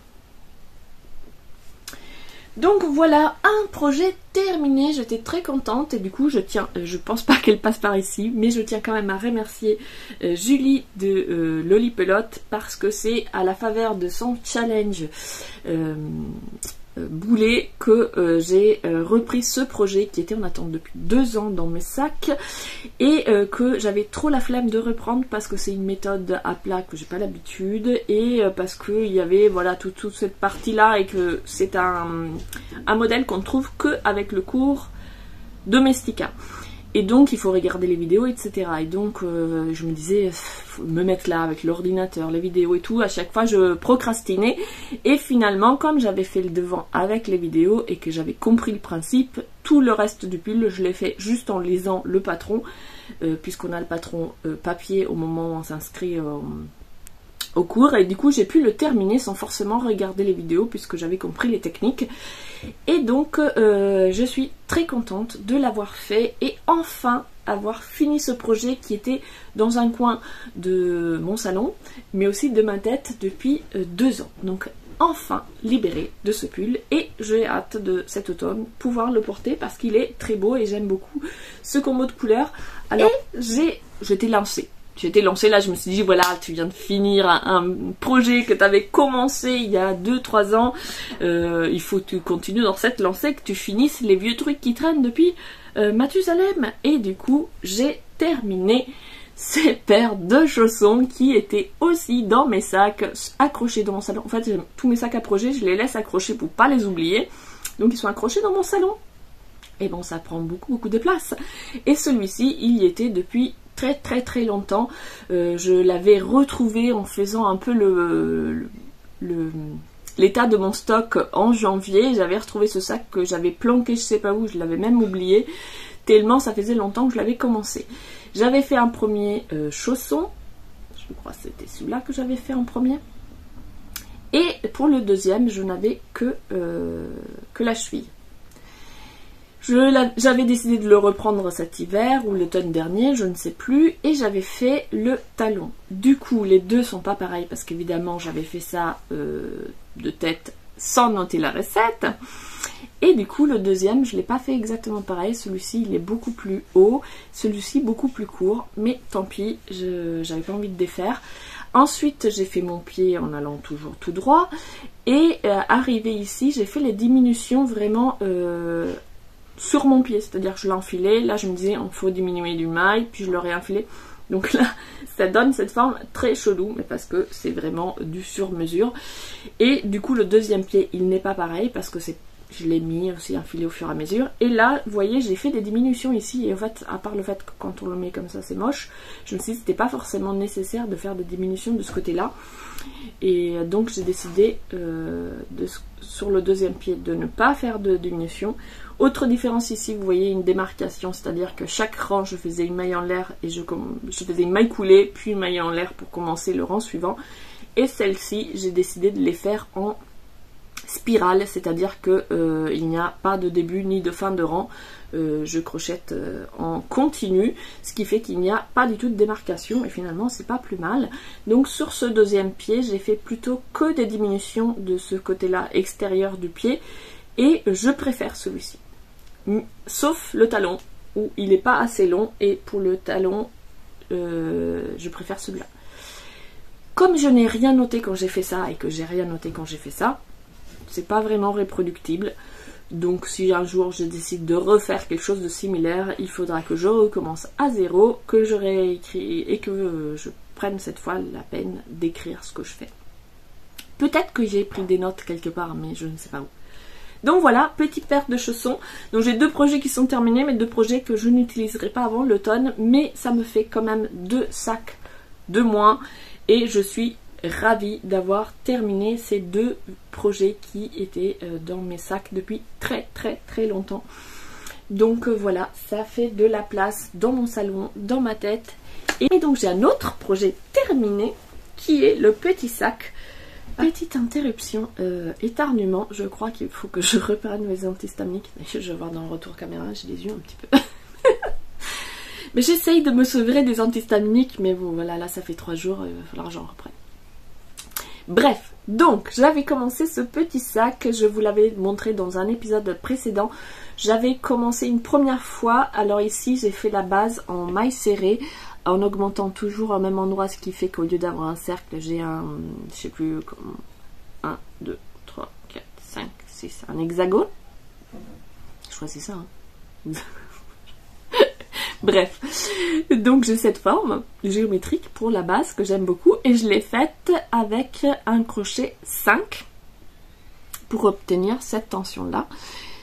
Et après j'ai continué avec le même crochet, sauf que là je voulais faire des brides sur le corps et du coup ça ne donnait rien du tout parce que c'était hyper lâche.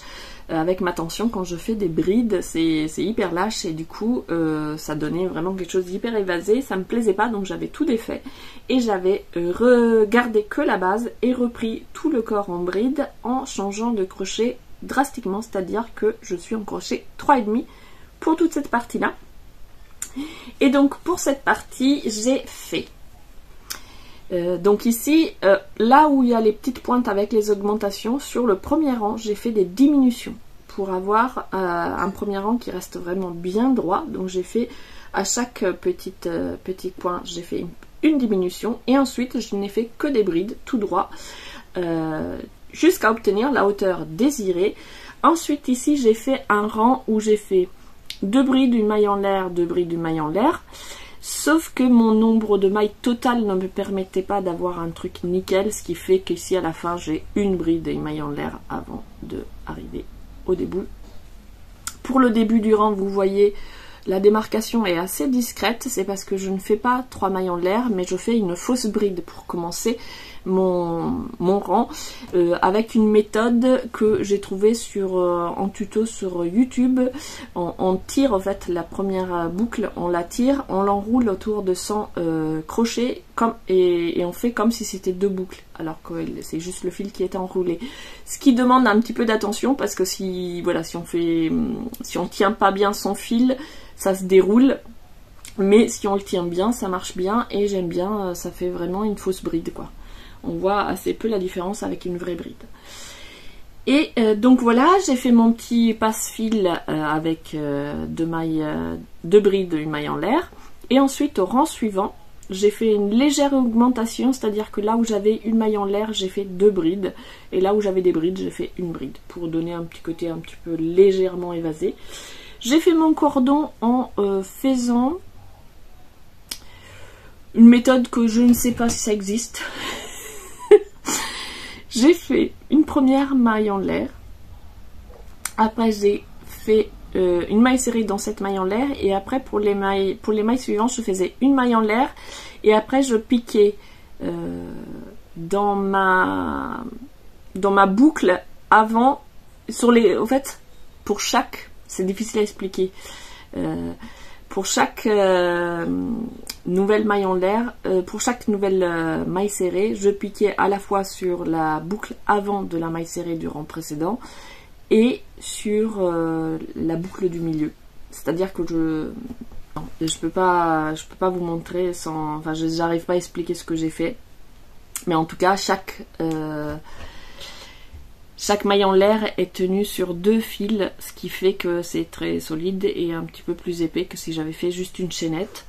Et puis voilà, bon après j'ai improvisé ça, c'est juste un cordon. Je l'ai attaché par une maille coulée et j'ai fait des petits nœuds. Là il faut encore que je rentre ce fil, mais du coup voilà, comme ça le cordon est fermé, je risque pas de le perdre. Peut-être je mettrai une petite perle, je ne sais pas, j'ai pas décidé encore. Voilà, donc je peux le fermer, soit me balader en le tenant comme ça, soit tout simplement le fermer. C'est un pochon que j'ai fait pour ranger mon casque. Donc il est un petit peu grand pour le casque, mais comme ça je pourrais l'utiliser pour autre chose. Ça pourrait être un petit sac à projet pour une paire de chaussettes par exemple, ou un petit foulard. Pour les fils, je vous ai pas dit, j'ai utilisé des restes de fil Amigo, qui est un fil 100% acrylique de chez Hobby, qui fait 50 mètres pour 175 grammes. Pas du tout. Qui fait 50 grammes pour 175 mètres. Et donc c'est un fil Deka que moi j'ai l'habitude d'utiliser en aiguille, en crochet 3-5 pour faire cette tension là.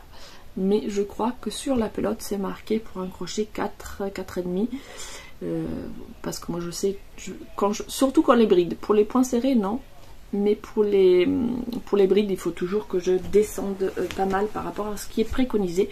Donc voilà, petit pochon improvisé, rien de bien compliqué, mais si vous avez envie que je vous écrive la recette, bah, vous me demandez, je mettrai ça sur le compte Ko-fi comme j'ai fait avec le rideau.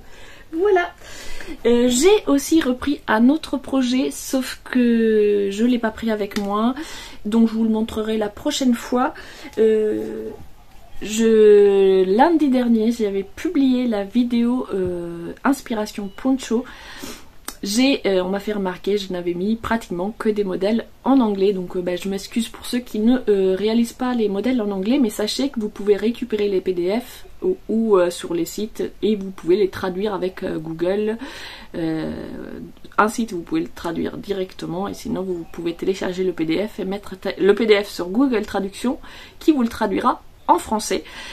Et puis si jamais vous avez des questions sur les modèles qui sont gratuits, parce que les modèles payants je ne vais pas les télécharger juste pour vous aider, vous accompagner, mais si c'est des modèles gratuits et que vous avez des interrogations à un moment donné sur une formulation en anglais que vous n'avez pas compris, n'hésitez pas à me contacter sur Instagram par message privé, je me ferai une joie de vous aider si je peux. Voilà pour ce que j'avais envie de partager avec vous aujourd'hui, et je vous retrouve plus tard pour de nouvelles aventures et vous montrer le projet que j'ai repris, qui était également en attente depuis des longs mois.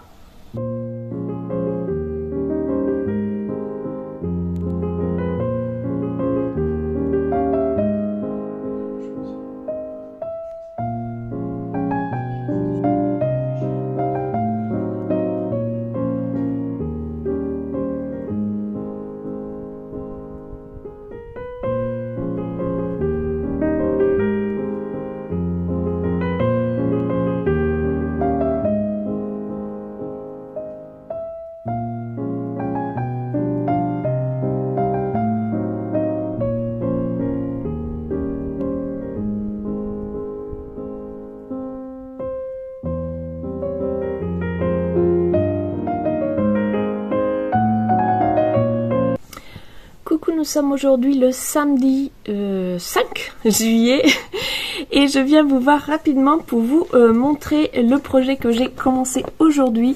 Donc j'en avais parlé dans la vidéo d'inspiration 2 je crois, où il était question de pull au crochet coloré et j'avais repéré parmi tous les modèles celui-ci qui est un modèle de Bergère de France que vous pouvez donc télécharger sur leur site gratuitement et qui s'appelle le pull filet manche 3/4. Donc ils se réalisent normalement avec leur coton, je ne sais plus, ils disent pas le nom de la qualité, enfin le nom des pelotes sur le... je vais y arriver. Bref, c'est du coton Bergère de France en fingering. Moi, j'avais fouillé dans mon stock voir ce que j'avais qui pouvait correspondre parce qu'il me plaisait beaucoup ce modèle. Pour l'été, ça me semblait être un petit projet sympa. Et il se trouve que j'avais acheté tout un lot de fils comme ça il y a quelques temps déjà, qui est un coton bambou de Alison et Mae, que j'avais acheté, donc je crois que cette marque, on la trouve chez Action, et ce sont des toutes petites pelotes de 50 grammes pour 120 mètres. Donc le fil, j'ai regardé le fil Bergère de France coton, il fait 140 mètres pour 50 grammes. Après celui-ci c'est avec du bambou, coton bambou, je me dis se baser que sur le poids, peut-être que d'une fibre à l'autre, le poids aussi elle va changer et c'est pas forcément l'épaisseur, parce que par exemple, l'épaisseur de ce fil là, moi je la trouve, voilà, il est assez fin je trouve par rapport au projet, ça devrait correspondre et donc le projet se fait avec un crochet 3,5, j'ai décidé de faire, voilà, pour moi ce fil là, cette épaisseur de fil là, je la fais en 3,5 d'habitude, donc je n'ai pas changé de crochet contrairement à ce que je fais, mais effectivement si je regarde ce qui est écrit là-dessus, sur l'étiquette, ils préconisent des aiguilles, un crochet 5, ou des aiguilles ou un crochet 5. Alors moi un fil de cette épaisseur en 5, ça ressemblerait à une vieille serpillière pourrie, mais en 3,5 ça sera parfait. Donc j'ai commencé, je peux vous parler du patron puisque c'est un patron gratuit, donc je vais vous montrer au fil de ces vlogs mon avancée. C'est un cal d'été que j'ai organisé, donc puisque c'était un projet que j'avais envie de faire et que je l'avais présenté dans cette vidéo inspiration, donc j'avais proposé si vous aviez envie de le faire avec moi. Pour l'instant on n'est que 2, mais moi je vais le faire tranquillement pendant l'été. Je sais pas du tout combien de temps ça va me prendre, mais vous pouvez nous rejoindre à n'importe quel moment. Sur Instagram j'ai fait un petit post avec la photo du modèle, et si vous avez envie de nous rejoindre, vous pouvez tout simplement me taguer, ou si vous avez envie qu'on fasse une discussion pour pouvoir échanger autour de ce projet, et se donner éventuellement des conseils ou montrer tout simplement nos progrès, vous me dites, vous m'envoyez un message privé et je créerai un fil de discussion. Pour l'instant, je ne l'ai pas créé parce que je ne vais pas discuter avec moi-même. Mais s'il y a du monde qui a envie de le faire, voilà. Donc, qu'est-ce que je voulais dire? Donc oui, on commence. On commence avec une chaînette. J'ai eu la flemme de mettre des marqueurs tous les 20 mailles, etc. Parce que d'habitude je fais ça, parce que je refais mes chaînettes de départ 50 000 fois, parce que je m'embrouille, je sais pas pourquoi, je sais pas compter en fait. Au bout d'un moment je m'embrouille et il me manque toujours entre les 80, 90, 70, à chaque fois je m'embrouille quelque part, et il me manque des mailles. Là j'y suis allée, la confiance, mais non c'est bon, je suis concentrée. Et j'ai fait ma chaînette, j'ai fait mon premier rang, j'ai fait mon deuxième rang, et c'est au... quel rang qu'on fait une augmentation? Je ne sais plus, au 3e rang je crois, il faut augmenter. Et c'est arrivé à ce fameux rang d'augmentation où à la fin du rang, ça tombait pas juste. Je me disais, les dernières augmentations qu'ils disent de faire, je dis si je fais une augmentation là, bah ça... c'est pas... le compte est pas bon. Enfin, c'est pas toujours pareil, quoi. Ce serait une augmentation qui est pas au même rythme que les autres. Donc, je recompte tout et il me manquait. Effectivement, ça allait pas. Donc, je recompte le rang, parce qu'au rang 2, ils disent, vous devez avoir, enfin, on sait combien de arçons devrait avoir, et j'avais eu la flemme de compter. Donc, je compte. C'était pas bon. Alors là, je recompte ma chaînette et je me rends compte qu'il me manque une bonne dizaine de mailles sur ma chaînette de départ. Mais je l'ai essayé sur moi et je me suis dit non, l'encolure ça va. Donc flemme de tout recommencer à partir de 0, je vais tout simplement faire plus d'augmentations que celles qui sont préconisées pour ma taille pour rattraper le nombre d'arceaux que je dois avoir au rang après augmentation. Et j'ai réussi plus ou moins à attraper à un arceau près, mais c'est pas très grave, je serai du coup entre la taille L et la taille M, entre les deux. Sans plus attendre, je vous montre donc mes premiers rangs. Donc on a un premier rang comme ça, c'est une maille en l'air, une bride de maille en l'air. Et après on commence les arceaux qui sont donc formés avec des mailles en l'air. Et hop, je le passe. Ça donne ça. Au niveau de l'encolure, je suis bien. Je pense que c'est pour ça que je l'ai essayé. Je me suis dit je vais pas rajouter des mailles, ça sera immense au niveau de l'encolure. Donc là je suis pas mal. J'hésitais entre faire une taille M et faire une taille L. Donc voilà, je suis entre les deux, c'est parfait. Je viens tout juste donc de rajouter le rose. Donc j'ai cette couleur un peu raisin, je dirais. Qui est la couleur? Est-ce qu'ils mettent les couleurs? Donc je cherche les caractéristiques. Couleur, alors couleur 58, j'y vois rien. 58, 68, 39 pour celle-ci. J'ai ce rose qui est donc 58, 67, 61. J'ai ensuite ce gris, donc l'idée sera donc de faire comme ça. Ce gris là, c'est la couleur 58, 69, 76. Les deux roses, en fait, j'en ai deux pelotes de chaque. Ensuite, j'ai une pelote de gris et deux autres couleurs qui sont celles-ci. Le vert menthe, c'est vraiment écrit tout petit, c'est pas évident de trouver les infos. Alors, c'est la couleur 58, 78, 67. Et enfin, ce bleu turquoise, c'est la couleur 58, 71, 19.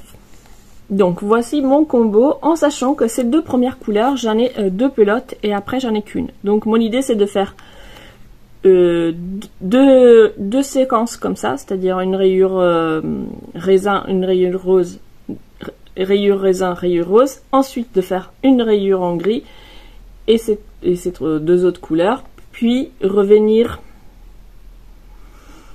sauf que ça sera pas joli. Donc après peut-être que je vais faire ces deux couleurs là, refaire du gris et après voilà, repartir dans l'autre sens, je ne sais pas trop. Ou alors je me dis je fais seulement ces trois couleurs là jusqu'à ce que je n'ai plus de rose, et ensuite je change pour rajouter ces deux là et finir avec ça. J'ai regardé par rapport au métrage total pour faire une taille L du fil que préconise, enfin le fil Bergère de France qui est prévu pour ce modèle, et j'ai moins de fil. Donc soit je fais un tour à Action voir si ce fil existe toujours chez eux et si je peux faire un réassort. Soit mon idée c'est je fais le corps et après on verra si je fais des manches, parce que le pull c'est un pull manche 3/4, mais ça pourrait très bien être un t-shirt. Donc je me dis, si je suis pas sûre d'avoir assez de fil, je vais faire le corps, et s'il me reste du fil, je fais des manches et je vais faire les deux manches en même temps, de façon à que je me retrouve pas avec une manche 3/4 et pas du tout de manche de l'autre côté, quoi. Voilà pour l'instant un petit peu l'idée. Donc voilà, premier jour du cal, j'en suis là. Et je vais m'arrêter là pour aujourd'hui sur ce projet, parce que j'ai toujours autant de projets et que j'avais pas tout à fait calculé de commencer tout de suite. Je pensais avoir le temps de finir le bambouseret avant de commencer celui-ci, sauf que je n'ai toujours pas fini. Donc comme il a eu fait très très chaud, j'avais ressorti les rideaux pour pouvoir crocheter pendant les très très fortes chaleurs, donc j'ai pas fini mon bambouseret. Il me reste que les manches à faire, donc ce n'est pas forcément hyper long. Mais là qu'il fait seulement 30 degrés, ben, je vais pouvoir le terminer. Donc pour aujourd'hui je m'arrête à ce niveau là et je le reprendrai demain pour continuer. Comme c'est du point filé, ça avance quand même assez vite, donc je pourrais le voir avancer tous les jours un petit peu en travaillant les autres projets également. Donc voilà, pour l'instant mes projets principaux vont être ce pull manche 3/4 au point filé de Bergère de France et le bambouseret que je ne vous ai pas montré et que je vais aller attraper de ce pas. J'aime beaucoup, alors c'était un peu, comment dire, j'allais dire pénible, c'était pas vraiment pénible, mais c'était un petit peu plus long de faire des côtes torse par rapport aux côtes que j'ai l'habitude de faire normales. Mais par contre, c'est vrai que je trouve que le résultat final est très joli. Et là, vous voyez, j'ai juste le dernier rang, le rabat qui n'est pas de la même couleur parce que j'ai mal calculé. Je pensais finir, j'ai fini mes côtes, genre j'ai dû faire 2 rangs de moins, je crois, que ce qui était écrit sur le patron, pour finir avec ce vert. Et en me disant, j'ai gardé assez de fil pour faire le rabat. Et en fait, non, je n'avais pas assez de fil pour faire le rabat. Donc j'ai fini avec la couleur suivante, puisque c'est un fil autorayant. Et au final, j'adore. Et je me dis, mais c'est une trop bonne idée. Si je refais des pulls à plusieurs couleurs, je pense que je referai le rabat en couleurs différentes. J'aime beaucoup. Ça donne une petite touche, voilà. Donc là, j'ai commencé la manche. Par contre, du coup, j'ai changé le rythme de diminution, tout simplement parce que je me dis, si j'ai moins de mailles au départ, au lieu de faire une diminution tous les 5 rangs, je fais une diminution tous les 10 rangs et comme ça, ça devrait le faire. Je n'ai pas essayé les manches parce qu'il faudrait que je mette un petit câble. Mais en tout cas, pour l'instant, ça m'a l'air pas trop mal. Donc voilà, ça avance tranquillement. Il me reste juste les manches à faire. Donc j'espère avancer vite. Si oui, on est début juillet, si j'avance bien, j'aimerais le finir ce mois-ci, sinon ce sera le mois prochain, c'est pas grave, il n'y a pas d'enjeu. C'est juste que j'ai un autre pull au tricot que j'ai envie de commencer depuis un moment, et je me restreins en me disant non, tu as trop de projets en cours, donc voilà, j'ai hâte de le terminer pour faire un autre pull au tricot en mode pull estival. Enfin, ça sera avec un fil tenu en double, donc même si c'est du coton, ça sera pour les étés frais ou plutôt printemps-automne, quoi. Voilà pour ce que j'avais envie de vous montrer aujourd'hui.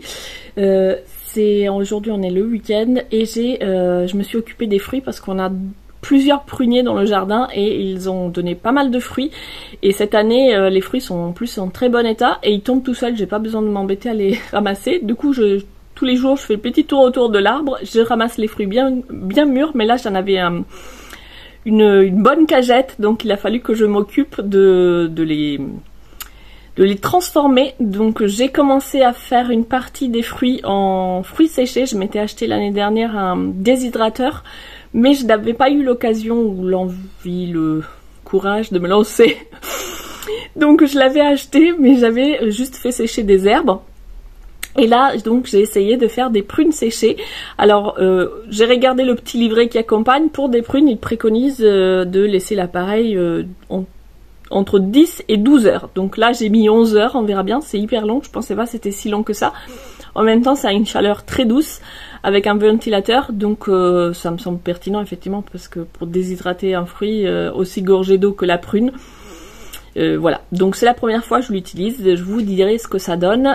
J'ai fait des photos pour Instagram sur la page de mon jardin, donc si vous voulez voir tout ce qui est jardin, fleurs, légumes, fruits de mon potager, de mon verger, je vous invite à aller voir sur Instagram le jardin de Bidi, et j'ai mis le lien en barre d'infos.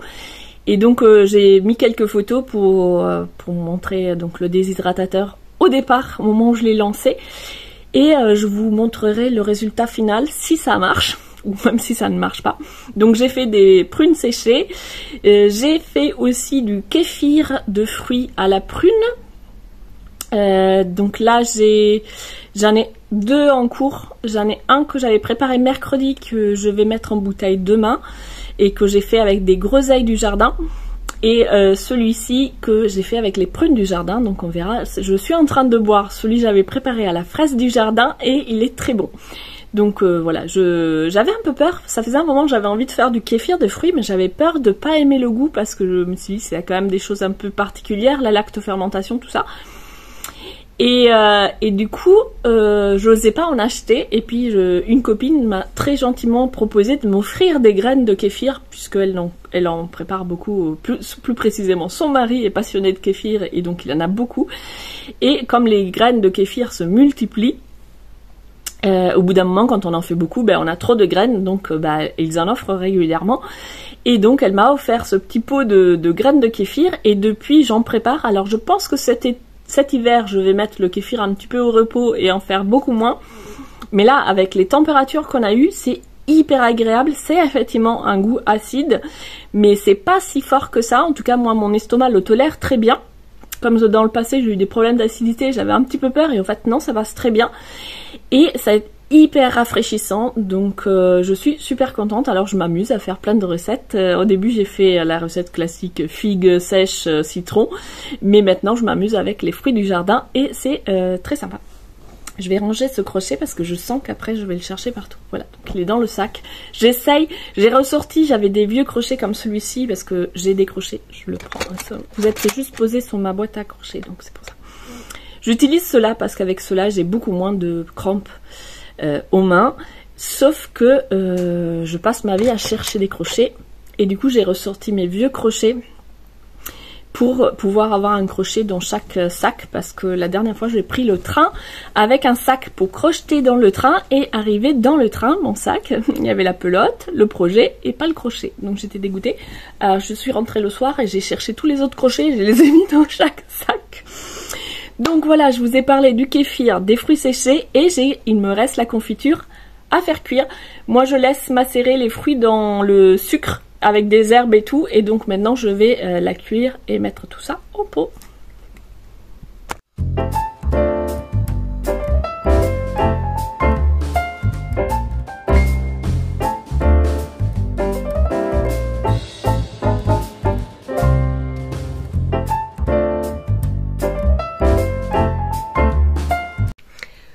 Nous sommes dimanche et je viens vous voir pour conclure ce vlog et je voulais vous montrer mon point de croix, puisque j'ai repris le point de croix il y a quelques temps. Je vous avais montré, j'avais acheté ce kit que j'avais trouvé chez Nose et du coup j'étais tombée dessus par hasard et je me suis dit c'est l'occasion de m'y remettre. Et donc dans le kit il y avait tous les fils, un cercle et le tissu. Et donc je me suis lancée, je vous la montre, voilà où j'en suis. Vous avez pu voir les différentes étapes sur Instagram, je les ai publiées en story. Donc pour l'instant ça ne ressemble pas à grand chose. J'ai avancé par couleur et du coup je suis en train de m'éparpiller, donc je me dis plutôt que de continuer par couleur, peut-être faire par zone. Et du coup compléter les vides de cette zone là. Donc là je pense que la prochaine, j'ai pas fini avec le rose, mais je pense que je vais couper mon fil et finir de compléter ici pour que ça soit plus visible. En tout cas je suis ravie d'avoir repris. J'avais un petit peu peur en me disant j'ai pas fait de point de croix depuis une éternité, et là je suis sur une toile vierge, même pas très très grande, hein, elle est assez... Enfin... ça va, les trous sont assez grands, mais bon, je veux dire, c'est pas non plus une toile débutant. Et le projet en lui-même, voilà, c'est un projet assez fin aussi. Les fils, donc c'est des fils DMC, et il faut en utiliser que 2. Donc on est avec quand même une petite aiguille. Mais je m'en sors très bien, donc je suis contente. J'avais peur d'avoir perdu la main. Alors l'arrière... il est moche, hein, on va pas se mentir, voilà, ça part dans tous les sens, mais c'est pas grave, l'important c'est que devant ça marche.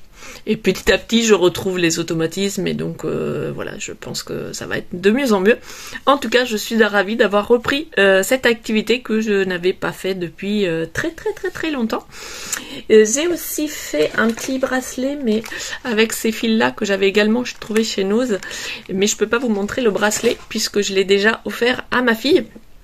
Et je vais m'en faire un autre pour moi-même, mais je ne l'ai pas encore commencé. Là, vous voyez, je ne suis pas du tout coiffée. C'est parce que je veux profiter de devoir me laver les cheveux pour me faire un henné, parce que j'en ai pas fait depuis longtemps. Donc voilà, je vous montre ma chevelure avant, et si j'ai le temps, j'essaierai de faire une petite prise de vue après. Donc là, programme de cette matinée, c'est je vais me faire un henné, je vais faire il pleut, enfin il fait semblant de pleuvoir, donc je vais quand même faire un petit tour vite fait au potager, voir si les plants sont en bon état et que cette petite pluie suffira, ou s'il faut que je fasse quand même un arrosage, parce que la semaine dernière il a encore fait 30 degrés tous les jours, donc j'ai arrosé déjà mercredi. Mais bon, voilà, si je veux que les légumes soient en bonne santé, il faut quand même qu'il y ait de l'eau suffisante. Donc là, comme il pleut, je me dis je vais attendre quand même que la nature fasse son travail et voir à la fin de la pluie si la quantité d'eau était suffisante.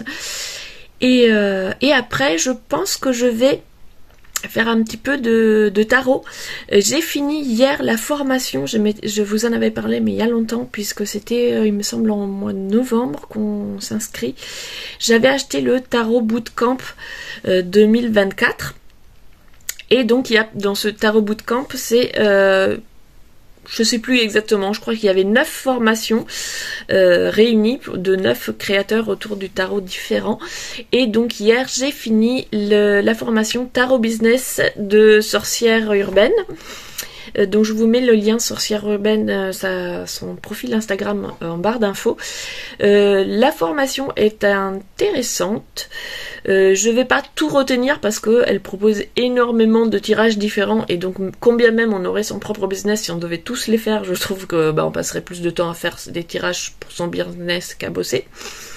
Mais il y en a quelques-uns, après c'est voilà, il faut piocher dedans les idées qui nous intéressent. Il y a quelques tirages que j'ai trouvé intéressants, et même si je n'ai pas forcément ma propre entreprise, j'ai trouvé ça intéressant à pouvoir les transposer sur d'autres domaines. Par exemple, moi j'ai pas ma propre entreprise, mais par exemple j'ai un blog, des réseaux sociaux, etc. Et pour avoir une certaine cohérence, de voir où est-ce que je veux aller, qu'est-ce que je veux faire exactement, ça peut être intéressant d'utiliser ces tirages qui ont été pensés pour des entrepreneurs, mais qui peuvent avoir du sens aussi pour d'autres activités qui sont pas forcément rémunératrices, mais qui gagnent à être cohérentes quand même. Donc voilà, j'ai trouvé quand même ça intéressant pour d'autres domaines de ma vie qui sont pas forcément une entreprise. Et j'avais hâte de la terminer pour pouvoir en commencer une autre, parce que je voulais pas toutes les suivre en même temps, et j'avais hâte de commencer. Il y a une formation de... Alors je crois que c'est l'école de cartomancie qui est dans cette année proposé une initiation à la numérologie. Donc voilà, je suis curieuse d'aller voir ce qu'il a à dire sur cette thématique. Et voilà, donc je pense que je vais faire ça ce matin tranquillement. J'attends que le reste de la famille rentre pour faire atelier ménage, parce qu'il n'y a pas de raison que je sois la seule à nettoyer la maison. Donc ils sont tous partis vaquer à leur occupation, donc ça sera atelier ménage cet après-midi. Et moi hier, donc j'ai fini toutes mes confitures, etc. Donc je suis contente. Il me reste juste la mise en bouteille à faire du kéfir ce soir, mais je peux la faire aussi demain. Donc parce que là ça fermente encore beaucoup, donc je pense que je vais attendre demain et faire ma mise en bouteille demain soir après le boulot. Voilà, sur ce, je vous laisse ici. Merci d'avoir regardé ce vlog jusqu'au bout. Et puisque je termine avec un petit point de croix avec une rose, mettez-moi en emoji des fleurs, des roses. Et moi, je vous retrouve la semaine prochaine. Peut-être. Normalement, si ce lundi il y a une vlog, le lundi prochain il devrait y avoir une vidéo inspiration. Sauf que pour l'instant j'ai commencé à réfléchir à plein de thématiques, mais j'ai rien préparé concrètement encore. Et en fait j'avais envie de faire une vidéo bilan de mi-année, puisque on vient de terminer le mois de juin, et du coup je voulais voir un petit peu où j'en étais dans tous mes projets, etc., tout ce que j'avais réalisé depuis le début de l'année. Donc je pense que la prochaine vidéo, plutôt qu'une vidéo inspiration, ça sera une vidéo bilan.